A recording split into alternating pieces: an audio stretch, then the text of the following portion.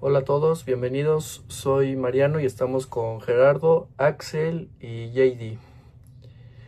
Normalmente cuando hablamos de ética pensamos en políticos o en grandes empresas, pero la ética más difícil, la que de verdad te rompe la cabeza, es la que sucede en la casa, con tu familia y con tus hermanos.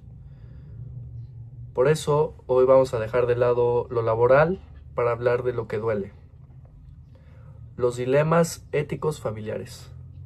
Esos momentos donde tienes que elegir entre proteger a alguien que amas o hacer lo correcto. En clase vimos que la ética busca la excelencia humana, pero en la familia a veces esa excelencia se confunde con la lealtad ciega. Vamos a profundizar en esto. Axel, cuéntanos esa historia de tu familia que mencionaste. Gracias, Mariano. Esta historia es difícil para mí porque involucra a un primo que prácticamente es como mi hermano. Pues de chiquito siempre estábamos juntos, vacaciones, reuniones familiares, fiestas. Entonces siempre ha existido una gran confianza entre nosotros. Hace unos años él acababa de aprender a manejar bien y un día me pidió que le acompañara a hacer unas vueltas en el coche de su papá, es decir, mi tío. Todo iba normal hasta que al salir de un estacionamiento calculó mal y terminó golpeando un coche que estaba estacionado. No fue grave, pero pues sí le dejó un golpe bastante visible al otro coche, ¿no? En ese momento, pues la verdad nos asustamos bastante.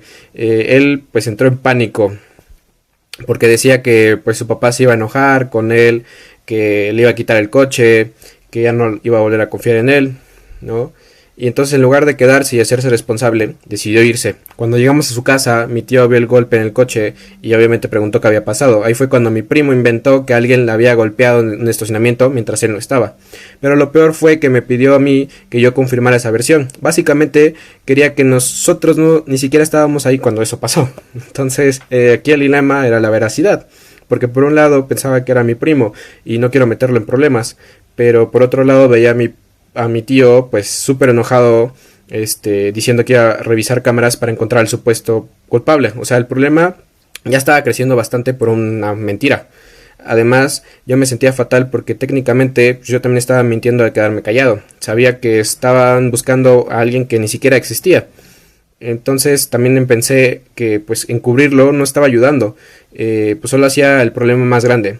Entonces hablé con él a solas y le dije que las cosas ya estaban saliendo de control y que no era justo involucrar a una pues, persona inocente y que mi tío gastara energía buscando culpables. Y le terminé diciendo que si él no decía la verdad, pues yo lo iba a hacer. Al principio se molestó muchísimo conmigo porque pensaba que lo estaba traicionando y pues, quería que lo apoyara. Eso me pegó bastante porque pues yo no quería perder la confianza de alguien tan cercano.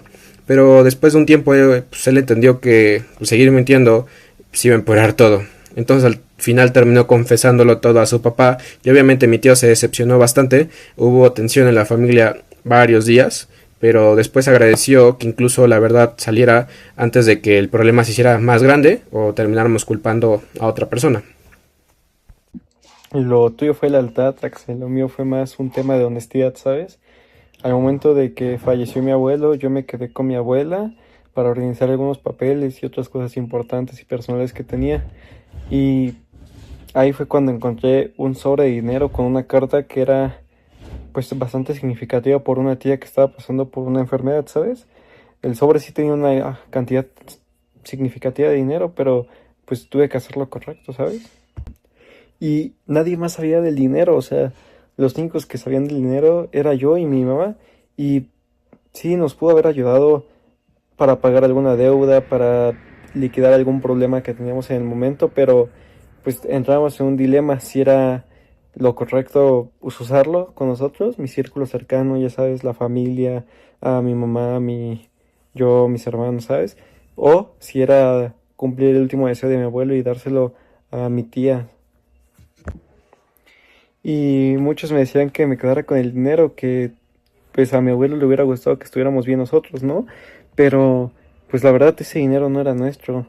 Y recordé el principio de autonomía de la voluntad del difunto y pues mi integridad no me dejaba quedarme con ese dinero. Entonces le dije a mi mamá sobre la decisión que teníamos que tomar y aunque a ambos nos afectó mucho y tuvimos que hacer lo correcto, fue una lección de ética que jamás olvidaremos, ya que no se trata solamente del bien de mi familia, sino del honor. Manchen, qué fuerte lo que cuentan, de verdad, o sea, pero yo creo que esto se relaciona mucho con lo que vemos en ética que se llama dilemas de cercanía, porque por ejemplo en la historia de Axel, que cuenta lo de su primo, pues al final vemos el choque como entre afecto y justicia, ¿no? Este dilema de decir de no, ¿qué hago? O sea, lo cubro porque es mi primo o hago lo correcto, ¿no? Al final. Y yo creo que esto está muy relacionado con lo que decía también Aristóteles, ¿no? De que la amistad pues es una virtud, pero que la verdad es una virtud superior, entonces está por encima. Básicamente yo creo que esto se podía resumir más o menos como decir de que Axel era, pues, al hacer eso hizo lo correcto, porque no solo fue ético con su tío e hizo lo que era ético objetivamente, sino que también se comportó como el mejor amigo de su primo al decirle la verdad, porque es lo que realmente haría un amigo contigo. Entonces, por eso la verdad te lleva a también tener otras virtudes, aunque parezca que no está relacionado así directamente. No, y sobre la historia de Juan David, yo creo que ahí vemos más que nada lo del deontologismo, que es pues este como conjunto de reglas morales que no dependen del resultado que podamos obtener si obtenemos un beneficio o una consecuencia mala o buena, sino de lo que realmente es ético. Este dinero que él tenía, pues al final tenía un destino ético que estaba más marcado por el propósito que tenía y sobre todo por el abuelo, ¿no?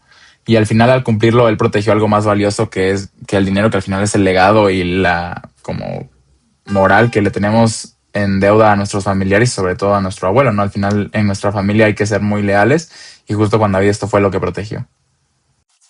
Oigan, pero se dan cuenta cómo al final, o sea, en esta parte de estar con la familia o de hacer cosas por la familia, se super distorsiona el concepto de la ética. Es donde es como más fácil saltarse esta parte y decir de que, ¿sabes qué? Es que es mi hermano, es que es mi mamá, lo voy a hacer por esto. Cuando realmente pues tenemos que preguntarnos que si así somos o así nos comportamos de forma no ética con la gente que más amamos, pues al final nuestra ética será solamente una fachada o una cara externa que tengamos en cierto lugar y no tanto realmente un hábito que nosotros llevemos al cabo en base a nuestro criterio y que lo llevemos a cabo día a día en cada acción que hagamos.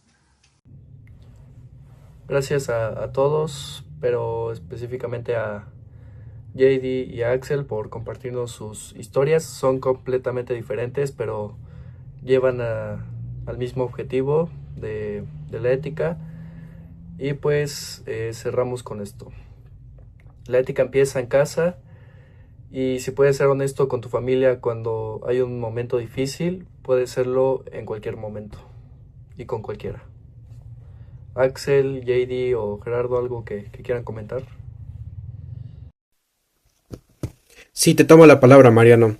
Al final, pues entendí que decir la verdad también puede ser una forma de apoyar a alguien, aunque pues, en el momento parezca lo contrario, porque pues si encubres un error, pues solo haces que las consecuencias sean peores.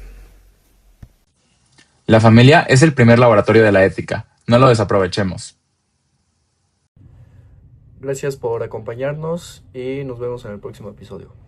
Adiós.